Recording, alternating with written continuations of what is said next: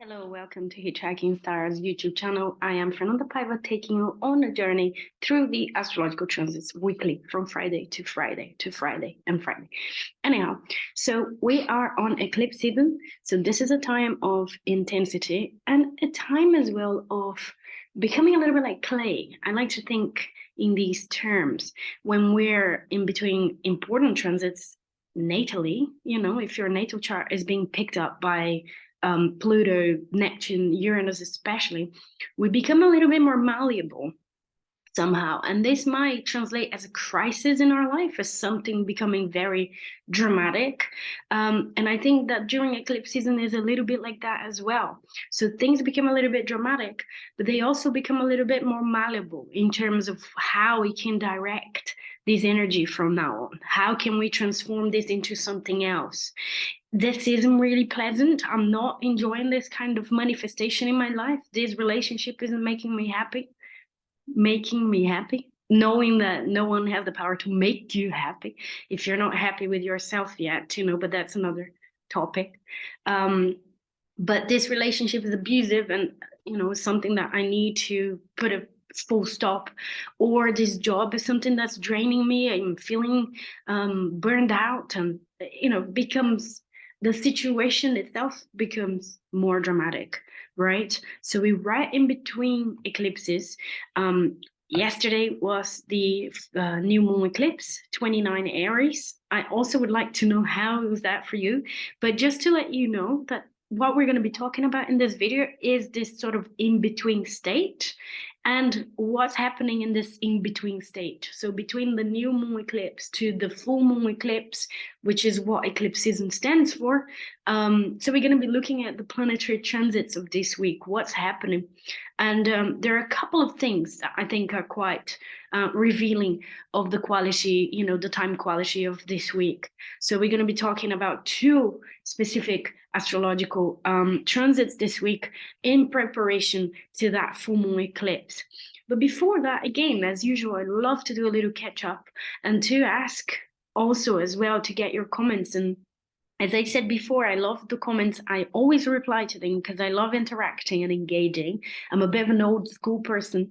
I like real human contact, even though it's like, through the camera, through a video that's been done already, it's still human contact, and I really appreciate. So yesterday was a new moon eclipse in Aries, 29 degrees. Where was that in your chart? Did you notice anything happening? That eclipse happened on my sixth house.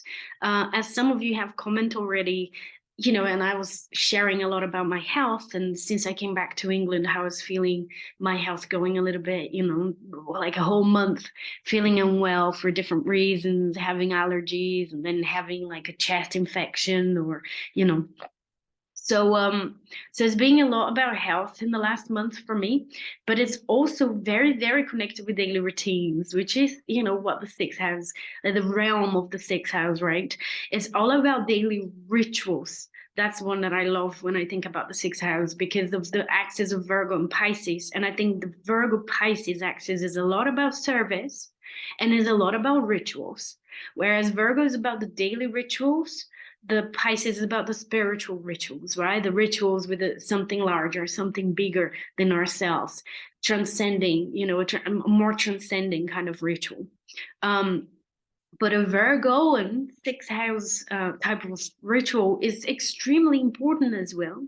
We're humans, and we really need that sense of rhythm in our daily lives, right? Some people need more, some people need less. If you have Uranus in your sixth house, you probably, have a lot of disruption in your daily routines and you get bored as well, potentially. Or if you have a moon Uranus in your natal chart as well, you might get bored if you're doing the same for too long. But to different degrees, I think we all need that sense of a daily ritual that we wake up at a certain time, we eat, we know where the food is, we know where the cooking utensils are, and having a very disruptive, if you go backpacking and if you go traveling, that definitely does mess up with your sixth house and your daily routines and your daily rituals, including going in a bathroom, all of that is a very Virgoan theme as well, because we know that Virgo rules intestines, right? So all of these things that requires this like slow sort of rhythm is connected with the sixth house. So I definitely, for me personally, with that eclipse happening there, it was a kind of the cherry on the cake of all of the things that I've been talking about it. And this sense of really needing to take my daily routines and my daily rituals very seriously, and trying to implement them even though I'm traveling a lot. So even though I'm still, I'm in a different set now. I'm looking at a very, very beautiful garden. It is incredible. I think one of the most beautiful gardens I've ever seen. I'm in Wincanton, which is southwest, I guess, in England. And is a valley. I love valley. Do you ever like think about specific lands and how they speak to you? Like, I like the sea. I think it's beautiful, but I never felt super connected with. I think for me is more this kind of set, like on rolling hills and green grass and etc. I mean, it's just so beautiful. Anyhow, so I'm in Wincanton, and I'm gonna continue doing this for at least like another couple of months until I get my graduation and other things I need to do here. Um, so I just thought, the revelation was I gotta find ways of doing and creating rituals within the movement and the disruption. Like I need to still find ways, So I repacked my things and I rearranged things as well, how we put it in the car or how we take, the stuff from the car to the houses. And so it was my way of doing a little bit of Virgo in the middle of a lot of disruption. But another interesting thing happened yesterday. Then we locked ourselves out. Which is like we never do this. We're like extremely good with like house, key keeping and not, doing silly things like that. But we did manage to lock ourselves out. So my feeling is, after this sort of personal sharing here with you, is that the eclipse energy does make things a little bit dramatic. I saw that Elon Musk was like sending some kind of, I don't even know what it was, like into space, and it exploded a little bit after, it went. So there's a sense, a little bit of that. I think that really reflects the energy of this new moon eclipse, especially at the anaretic of Aries, which is quite explosive and impulsive, right? It's Aries that we're talking about, is action driven. So tell me how it was for you, what happened during this new moon eclipse. Where was it in your chart? How connected with the rest of your chart it is? Because I love seeing how astrology manifests in so many different ways in different charts for different people, right? Yeah, so now getting ready for the next full moon eclipse. So let's have a look at the chart, and I'm going to share my screen as per. There we go. And I'm also like on day one of my period, like it just, of my cycle, it just happened today as well, which is interesting. With a new moon, like bam, bang on. I mean, is any of you aligned as well with lunar cycles like I am? Because I seem to be very, very aligned with it. Yeah, so the sense of tiredness that new moons have, and especially new moon eclipses as well, are even more enhanced now with the fact that my cycle is connected with that cycle. And so after this video, I'm just gonna go and rest as much as I can today. So what we're looking at, 21st of April, Friday, and that's the day after of that new moon eclipse. Now, that eclipse happened just before we enter Taurus season as well. And that's, a big flavor shift.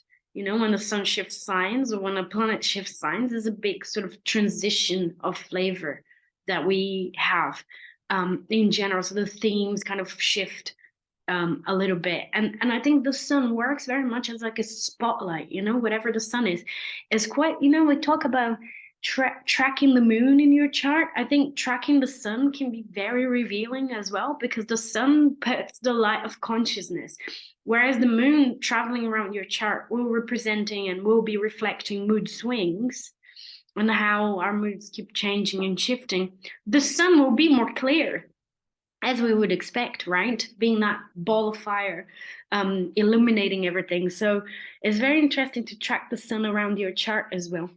And with the sun moving into Taurus, we are beginning to shift, right? I mean, Jupiter will move to Taurus as well.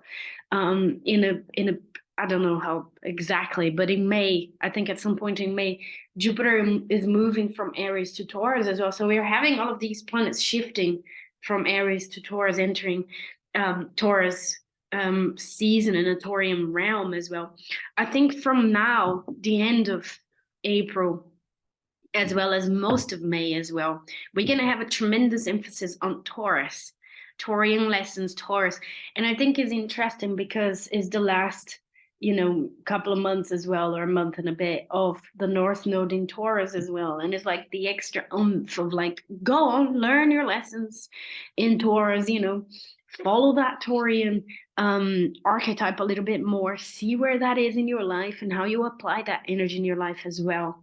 So collectively, with that North Node in Taurus, we're all learning how to create a stability in our lives, right?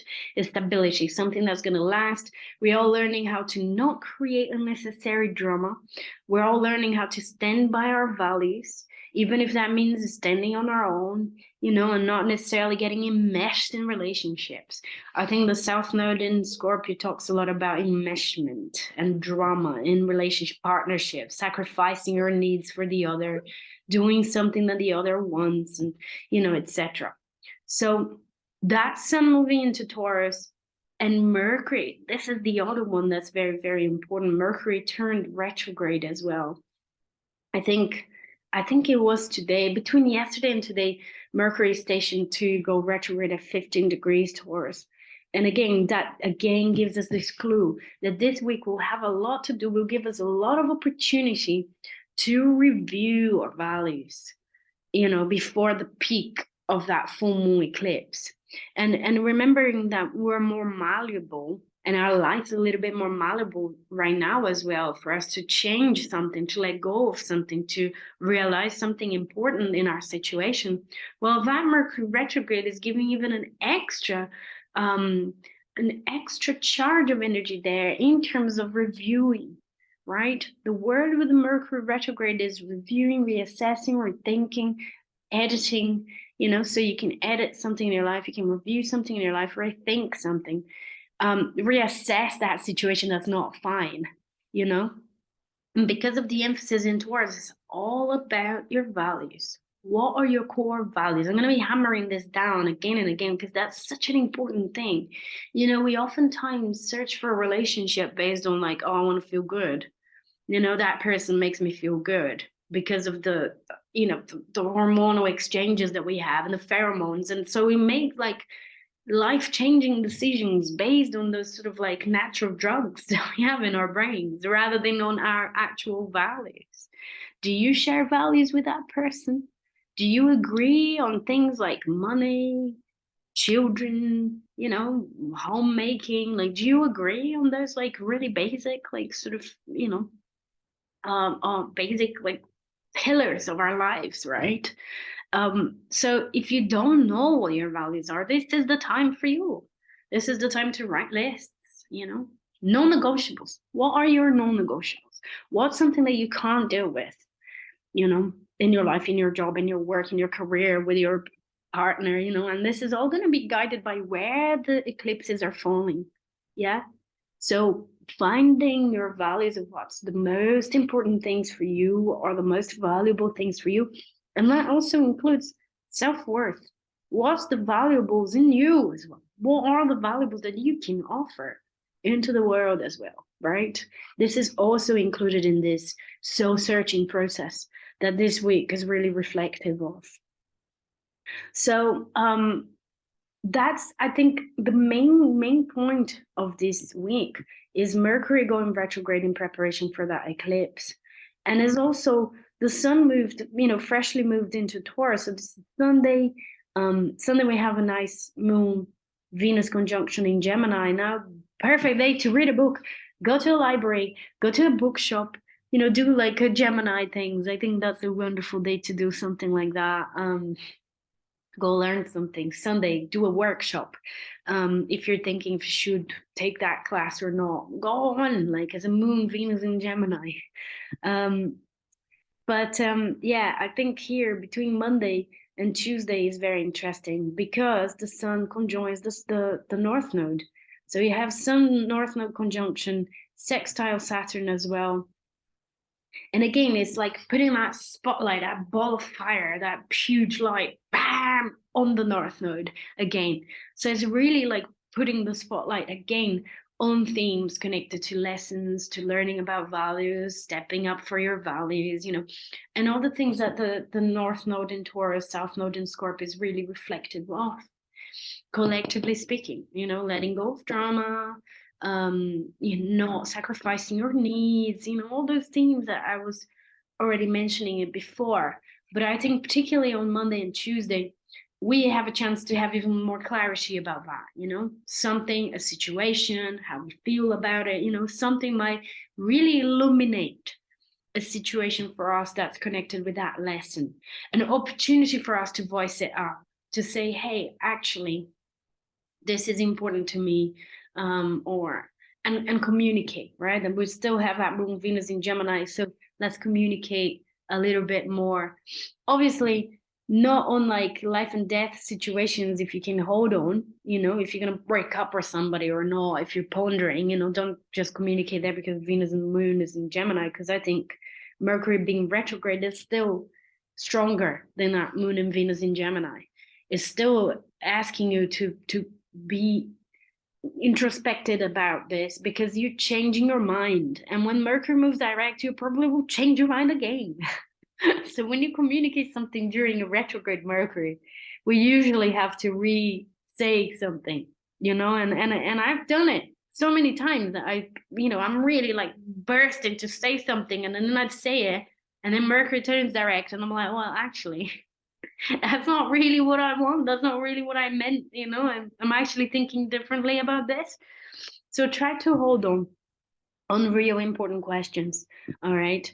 And that's also like an important thing for you to think about in terms of this new moon eclipse, because it will happen with Mercury retrograde. It's not about bursting out and, saying all the things, because it becomes more dramatic.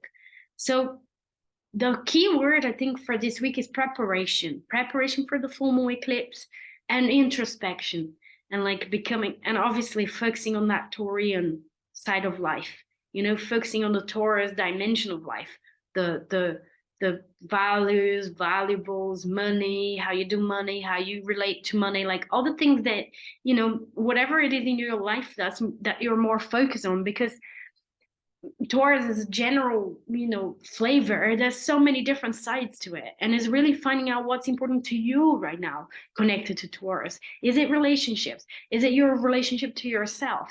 Is it money? Is it material realm? Is it, that's what you need to focus on, and it might be more than one, but those are the important, this is the important side of life that you're going to be focusing on during this week, preparing for these eclipse, and preparing for the detoxing that will be happening on that eclipse full moon, because it's in Scorpio, right? We are letting something go. Now, our job this week is to find out what we need to let go that week, okay? Tuesday is also an interesting day, not only because the Sun and North Node and, the sextile to Saturn is happening, but also because Mercury will be on the degree of that full moon. So again, what are our thoughts during that Tuesday? What are we going to be thinking of? What are we going to be having? What issues are going to well up and going to, be coming up to us? Might be connected to what comes up in a bigger way, in a more intense way during the eclipse itself. So pay attention to that Tuesday. Do some journaling. See what thoughts come up to you, what issues come up as well. Because, and Wednesday, look, Tuesday and Wednesday, Mercury will be at 14 degrees, which is the degree of the of that eclipse. The moon is near Mars as well on Wednesday, so it might be a very interesting clue about volatile emotions and, frustration, like how do we communicate anger and, things like that as well, that might be connected with the issues that come up. And I think that's it. I mean, we got Moon opposite Pluto on Thursday. Again, might be another day. So Wednesday, Thursday might be a bit emotionally charged, a couple of days. So just learn that, just know that, just to navigate those days as best as you can. And yeah, and then that Friday I'll be talking about it on Friday. So next Friday I'll talk about this day. So that's it for the week in preparation for this full moon eclipse that we're coming. So we're in between worlds now. We're in between, structures, and yeah, let's just make the most of it, right? And try to prepare ourselves for that detoxing, because life can be great if we use these energies consciously. If we use these energies consciously, if we make the best. Because again, remember, this is constructive astrology. It's about growing. It's about doing the best we can do with these energies rather than complaining about them. They just are. We put the label on it and say this is good, this is bad, this is terrifying, this is horrible, this, we put the label. So why not put a label that's a slightly tweaked in the direction of the life that we want to have, right? So with that, I'll leave you with that. And let me know, write down in the comments what's going on for you, what's your journey. I love reading it. I'm gonna say it again.